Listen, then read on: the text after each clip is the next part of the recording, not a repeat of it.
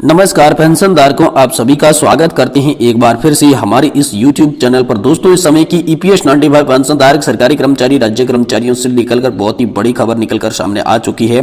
जी हां दोस्तों, अंतरिम बजट में सरकारी कर्मचारी और पेंशन धारकों को मिलेंगे 3 बड़े तोहफे। जी हां दोस्तों, बजट में सरकार कर सकती है आप सभी के लिए ऐलान। तो आखिरकार आप सभी के लिए बजट के अंदर 3 बड़े तोहफे जो है वो कौन कौन से मिलने वाले हैं, इस पर सरकार क्या ऐलान करेगी, ये भी दोस्तों आज की इस वीडियो के अंदर बताएंगी।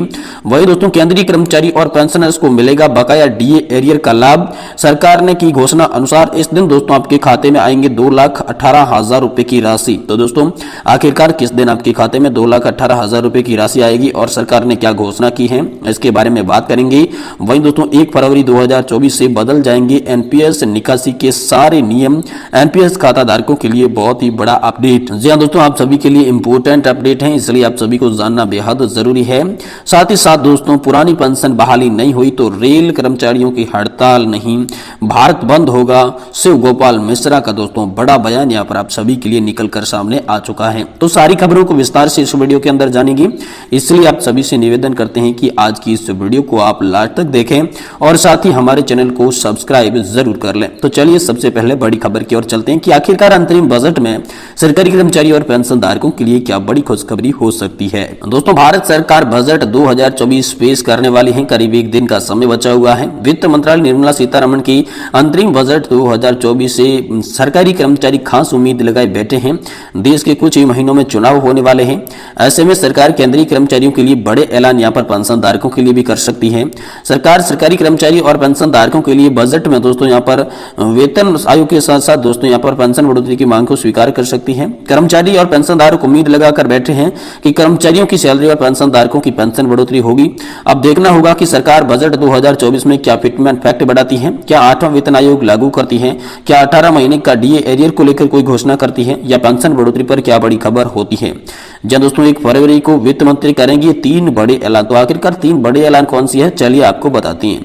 देखिए, 1 फरवरी को पेश होने वाले बजट में यहाँ पर वित्त मंत्री निर्मला सीतारमण केंद्रीय कर्मचारियों की सैलरी बढ़ाने की घोषणा कर सकती है। साथ ही पेंशनर्स की पेंशन बढ़ोतरी की भी घोषणा की जा सकती है। सरकारी कर्मचारी लंबे समय से सैलरी रिवाइजन की मांग कर रहे थे और पेंशन धारक जो थे वो पेंशन रिवाइजन की मांग कर रही थी, तो इस पर हल निकल सकता है। इस मामले से सरकारी कर्मचारियों की एसोसिएशन के साथ साथ कई बार चर्चा यहाँ पर जो है पेंशन धारकों के संगठन के साथ भी हो चुकी है। सरकार बजट में फिटमेंट फैक्ट बढ़ा देगी। साथ ही साथ कर्मचारियों को यहाँ पर DA की राहत जो है वो मिलने वाली है, डियरनेस रिलीफ जो है वो मिलने वाली है।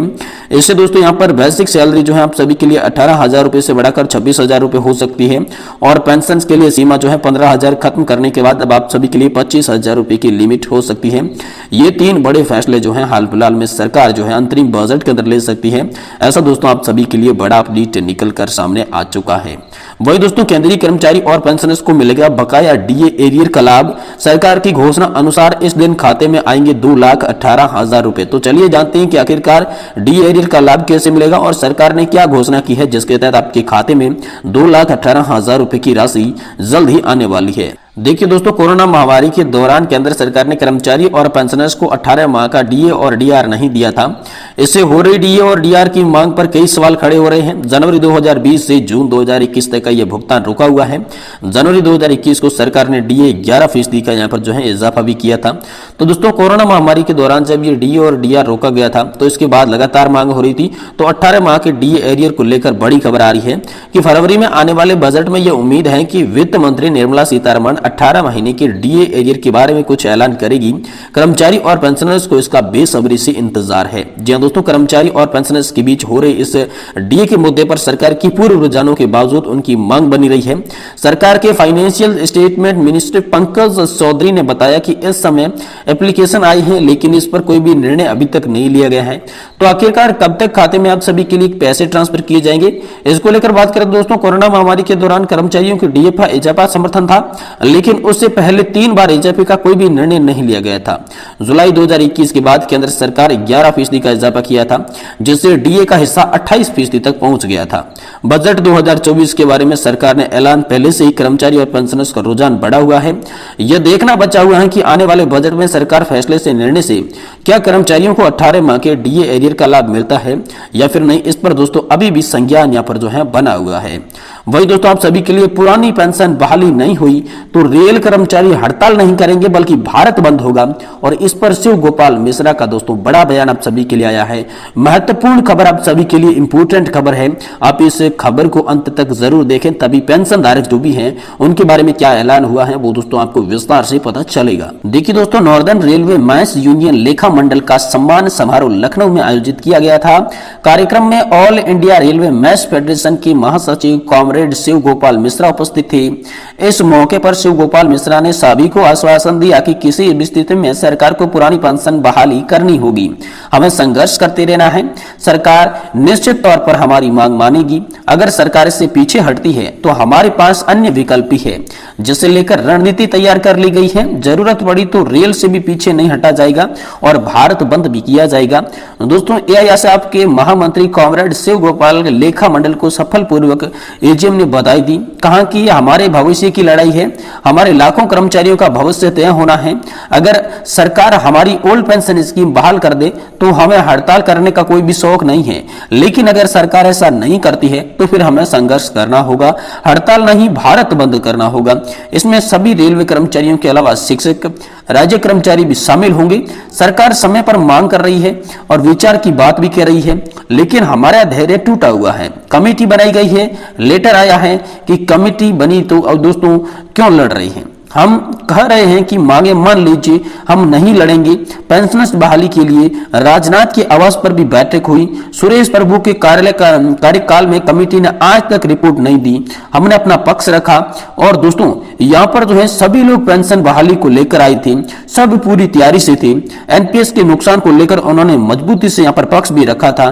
तो दोस्तों कॉमरेड ने कहा कि पुरानी पेंशन की उम्मीद रहती है, भविष्य सुरक्षित रहता है। इस लड़ाई को युवा भी लड़ रहे हैं, युवाओं के आने से यहाँ पर उत्साह है, सम्मेलन में एक ऊर्जा मिल रही है और यहाँ पर सफलता पूर्वक बधाई देने के पात्र भी हैं। रेलवे के 9 लाख कर्मचारी 1 जनवरी 2004 के बाद भर्ती हुए हैं और इस साल 1 लाख भर्ती होगी। युवाओं का सैलाब आ रहा है, युवाओं से रेल की यहाँ पर जो है तरक्की करेगा, समाज भी तरक्की करेगा।